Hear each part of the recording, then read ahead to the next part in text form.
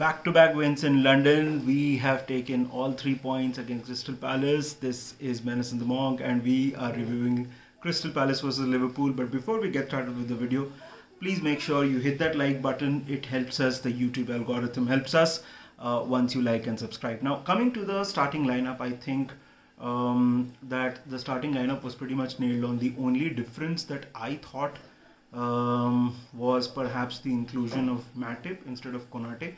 I thought because Matip played a pretty intense game against Arsenal just on Thursday, so he would start.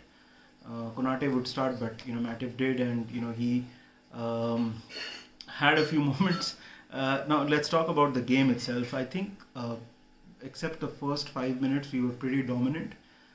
In the first half, the starting 5 minutes and the end 2-3 minutes, I would say, were a bit difficult for us.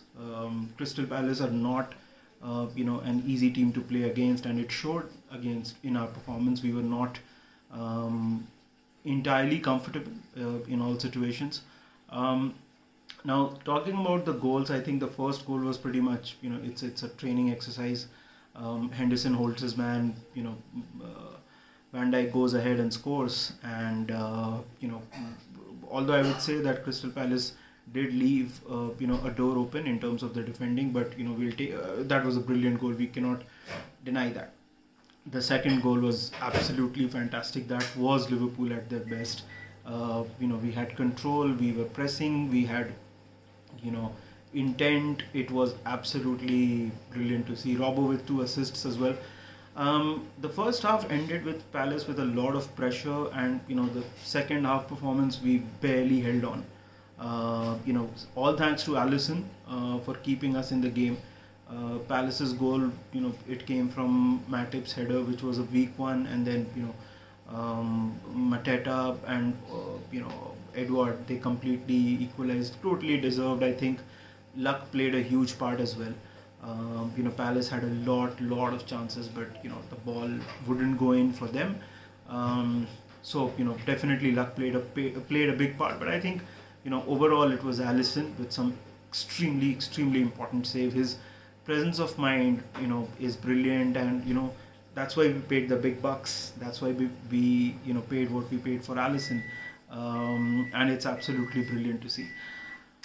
Now, coming to the most interesting point, which will be hotly debated for going into this entire international break, I think the penalty was really soft. I don't think it was a penalty, and this is a problem within the English game. A lot of times we have been on the receiving end of it. Today, of course, we were on the benefiting side of it, but this is a problem with the English game where decisions they don't make sense. And teams suffer. Did Crystal Palace suffer because of this?